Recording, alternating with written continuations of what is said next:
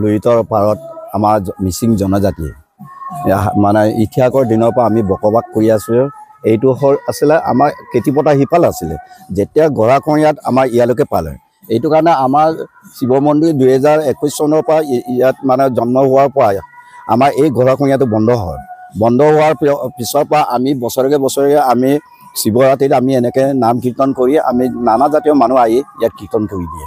সেইকাৰণে আমি সেইটো হোৱাৰ পৰা আমাৰ জেগাডোখৰ উন্নতি হৈ গৈছে। এতিয়া আপুনি চাব পাৰে, এতিয়া মানে যিমান দ আছিলে এই দটো এতিয়া নাইকিয়া হৈ গ'ল।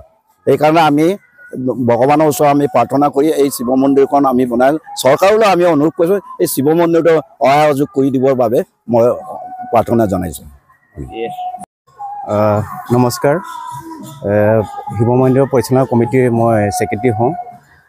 এটা কথাই কওঁ, আমাৰ বিধায়ক ডাঙৰীয়ালৈ, শিৱসাগৰৰ বিধায়ক ডাঙৰীয়ালৈ, আমাৰ সেই মন্দিৰৰ মানে পৰিচালনাৰ ক্ষেত্ৰত মানে কিবা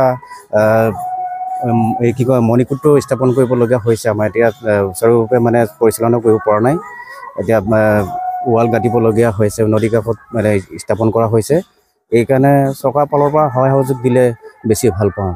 আপোনাৰ বিশেষ শিৱ মন্দিৰটো নদীৰ কাষত কেলে নিৰ্মাণ কৰিলে? আমাৰ বিশেষকৈ ইয়াত মানে ছোৱালী দুজনী ইটো হৈছিলে।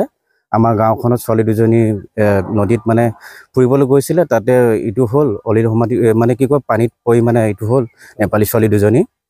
এইটো কাৰণে আৰু গাঁৱৰ এইটোৰ কাৰণে আৰু উন্নতিৰ কাৰণে ইয়াত মানে আমি শিৱ মন্দিৰটো স্থাপন কৰা হৈছিল।